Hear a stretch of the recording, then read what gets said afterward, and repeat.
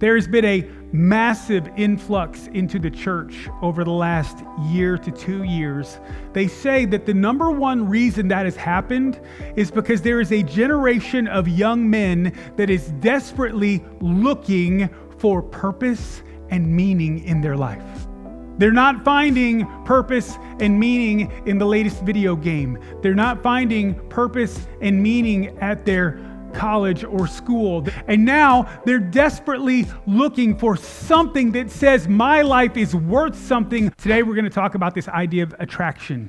And a lot of us in the church get nervous about the idea of attraction. Well, a church, it shouldn't be about entertainment. It shouldn't be about this. You're right.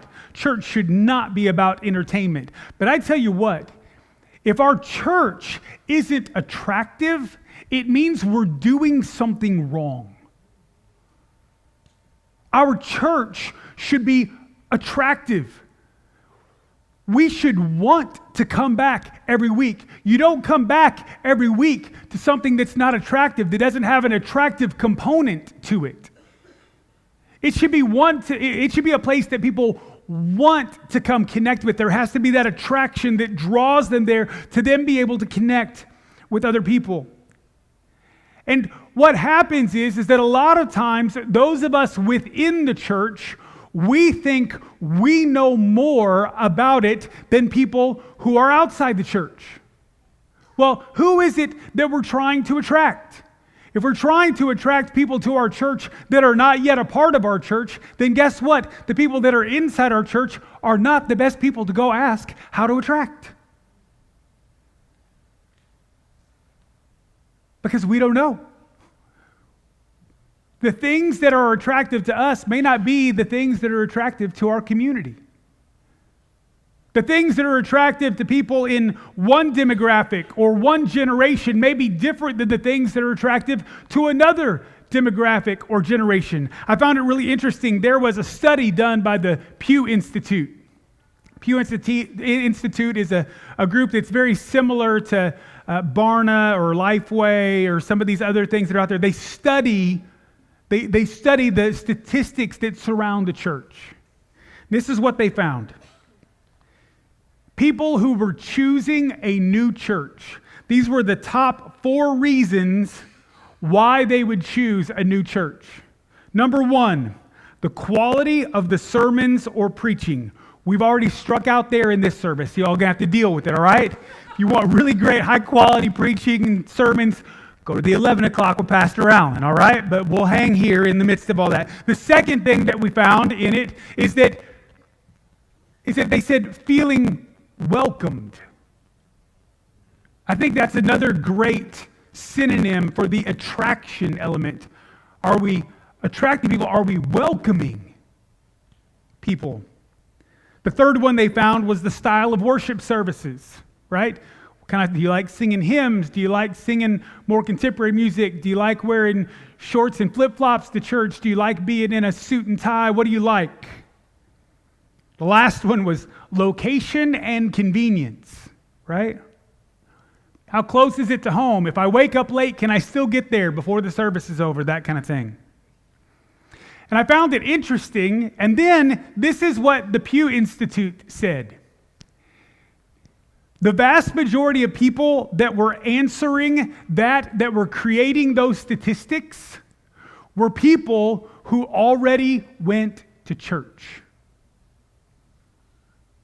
They already went to church. They were just looking for a new church. Maybe they moved to a new town. Maybe that's the situation you're in today. Maybe you moved into our community and you're going out and you're checking out some churches and everything. And so you're sitting there going, yep, I'm trying to decide if this is a sermon I can listen to without falling asleep. Or if I do fall asleep, will he not be so loud that he wakes me up? However that works. Okay?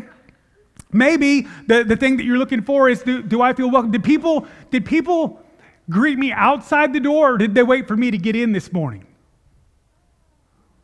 Did people smile at me and shake my hand when I walked in, or did they ignore me? Did they show me where the good donuts were, or did they try to steal those for themselves, right? Maybe it's that you're here going, man, can I sing along with that music, or is that kind of my thing or not? Or maybe it's that, this is close to the house. Hey, this is on the way to the place that we're going to go later. This will be so convenient. The location is great.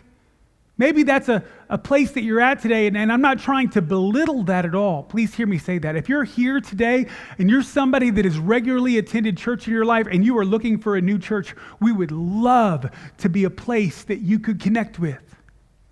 But here's what I want to tell you from the get-go. We don't want to be a place that just attracts people that go to church. We want to be a place that attracts those who do not yet know Jesus. We want to be a place where people can come into an authentic, real relationship with the God of the universe, the Alpha and the Omega, the beginning and the end, the one who is, the one who was, and the one who is to come. That's the kind of place that we want to be. And we would love to have people join with us to help us be that kind of place. But here are the three things that the Pew Institute found out about people who were outside the church, potentially looking for a church. And you're going to find that the things that were attractive to them are drastically different. Had nothing to do with how good the preaching was. Thank goodness. That means we got a shot here, okay? All right?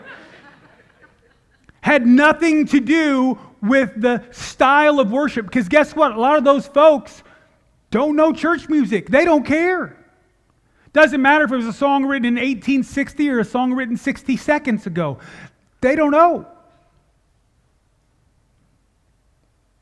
This is the first thing they were looking for. The first thing they were looking for was authentic community. Now I want you to hear that because there's a descriptive word, okay? Community is what's called a subject. Remember back in grade school you had to diagram sentences? Okay, community is a subject, all right? Authentic, anybody know what part of speech that is? Adjective. Man, some of you are still awake. Thank you so much for hanging with me, all right?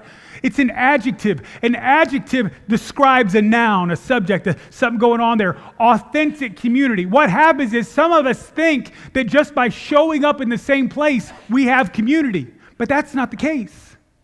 There's a difference between people that just show up in the same place and people that authentically connect with one another in such a way that we know one another, that we support one another, that we encourage one another.